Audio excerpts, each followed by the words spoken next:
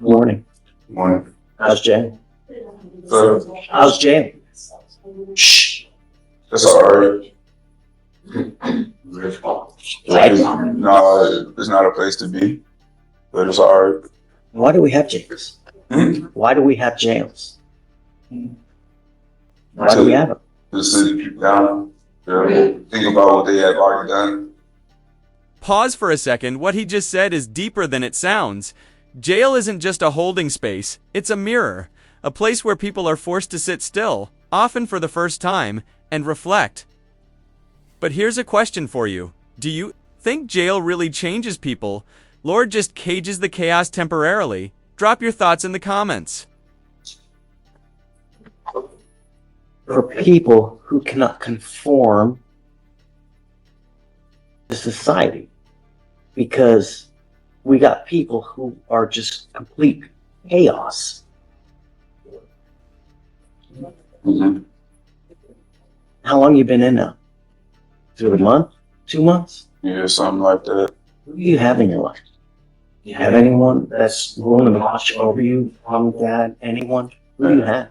I got my little brother Pops. You feel me? My aunt. I got in contact with him. What's his name? While I was in there, incarcerated just recently. You feel me? So yeah, I got them. You know, your lawyer and the state have been working a deal to basically get you out, but you scare me. This judge is not mincing words. He's looking at this young man and seeing more than a file. This moment. It's a wake-up call wrapped in tough love. It's when a judge says, "You scare me." That's not just fear, it's disappointment. Maybe even grief. Have you ever seen someone get this real in court? I mean, you think it's funny. It's not, man. It's not You know, that. I'm trying to just listen to everything you say, though. life as a black man in today's society is hard enough as it is. You know, it really, really is. You know, you already under the gun.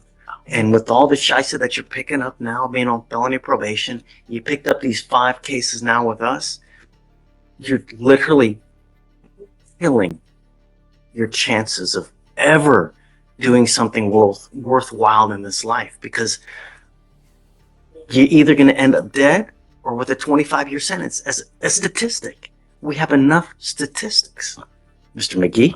You know, how many times has he mucked up or had a DVR or a motion filed upstairs? One motion, but he also reported November, December 16th, December 31st, and January 13th. He also fails to complete IOP, thinking for a change in the law violation. Does he have any felony convictions right now? Once you get that felony conviction, it closes so many doors. It's disgusting. It's sick. As far as I can see now, I don't think you have a felony conviction. And I hope and I pray that you do everything in your power to avoid a felony conviction, because I'm telling you, no one hires felons. If you ever want a good job, you want to get a loan for a car, hell, they're not going to give it to you. You want to get an apartment? They don't give apartments to felons, man. Does he have a felony conviction? You need to do everything in your power to avoid it. Go to WIMAC, do your shisa, get out, and show that you care, because what I see there, you don't care. And if you don't care, they're just going to send your ass to state jail with the felony conviction, and then it's done. Don't become a statistic. We're going to reset this case tomorrow because they want to talk to the complaining witness in this case. We're going to try to resolve this so that you can work on and go get on to WIMAC to better yourself. If you ever need anything, just talk to her, come back here. We can give you whatever you want. If you want a cell phone, you want a tablet, you want a place to stay, eat, money, we'll get it for you. But don't run the streets, because you're going to end up dead or with a 25-year sentence. Stop. Grow up. So we'll put them on for tomorrow. Come back, write it up, and we'll get it done. All right, maybe. Don't become A felon. Let's break this down. No felony convictions yet, but the door is swinging wide open. The judge is practically begging him to close it. The weight of a felony follows you for life. Employment, housing, even voting rights. It's not just time served, it's a life sentence in slow motion. All right. Judge, Yes, ma'am. let's first talk about Mr. Guzman in custody. Oh, that one got re-signed. Our main request for is right now the case and all the object for voting. In terms of subbing in for me or something. I thought they were gonna give it to you, but they just really wanted All of them? On Guzman, I think I was It on, was an imagery. right, but I've been on it for like 2 or 3 settings. So am I out? Do I need to do a sub or something? I mean, So no, you don't have to set up. Easy money. well, we're trying to, fixing to. I just need to talk to it. So should I talk about it or not? No, don't talk about it? Okay, and One less. okay. In that case, moving on, young Mr. Coilar here, Judge. He's got a WI, first time, no priors. The situation is he missed court last time because he moved back to Victoria. He lives, Mr. Cuellar does what Mr. Cuellar wants to do without regard to court orders. it looks that way, Judge, but he's been in good communication with me. I've talked to the family. His grandparents adopted him. He was actually in Houston to visit his biological father recently, and that's when this incident happened. And since then, he's actually moved back. His aunt is here. He's got family support. But I've talked to the family at length, and I've talked to him. Chief is okay with us, having a time served deal. We want to get it done today so he can move back. He's enrolled in school. He understands the severity of having this conviction, but he's got family. They have a business. He's going to be going to school and working there. Who's here with him? Well, I think they stepped outside, but his aunt and I think it's your grandfather is here. You want me to go get him real quick? Please. Oh. Good morning, Mr. Corey. Ma'am, you're charged with assault causing bodily injury. You're facing up to a year in jail and or a $4,000 fine. We are going to do probable cause. You have the right to remain silent. Anything you say can or will be used against you. You have the right to have an attorney present. If you cannot afford one, one will be appointed to you. Okay. On March 5th, 2025, the officer was dispatched to a residence regarding a disturbance. The officer made contact with the complainant, who stated the defendant had assaulted him.